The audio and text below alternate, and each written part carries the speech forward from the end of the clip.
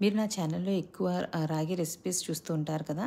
అయితే ఈరోజు నేను రాగి ఫ్లోర్‌తో రాగి అంబలి చేశాను.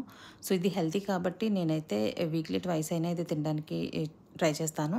అండ్ నేను అంబలి కోసం 2 గరిటెలు రాగి ఫ్లోర్‌కి 1 లీటర్ వాటర్ తీసుకున్నాను. ఈ రాగి ఫ్లోర్ మనం వాటర్‌లో మిక్స్ చేసుకొని తర్వాత బాయిలింగ్ వాటర్‌లో వేసుకొని బాయిల్ చేసుకోవాలి.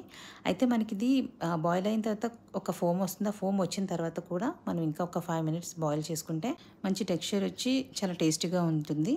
అండ్ ఈరోజు నా లంచ్ వచ్చేసి no oil and no cooking. And ఈరోజు లంచ్ వచ్చేసి నేను ఓవర్‌నైట్ ఓట్స్ తిన్నాను. దీనికోసం ఓట్స్, కొన్ని నట్స్, అలానే కొన్ని సీడ్స్, రైజిన్స్ అండ్ డేట్స్ కూడా వేసుకొని నేను ఓవర్‌నైట్ సోక్ చేసుకొని మార్నింగ్ నేను ఇది స్మూతీలా చేసుకున్నాను. ఇష్టమైన వాళ్ళు హనీ వేసుకొని తినొచ్చు. నేనైతే యాపిల్ కట్ చేసుకొని స్మూతీతో పాటు తిన్నాను. అండ్ ఇంత హెల్తీగా ఉండడం మన వల్ల కాదు కదా!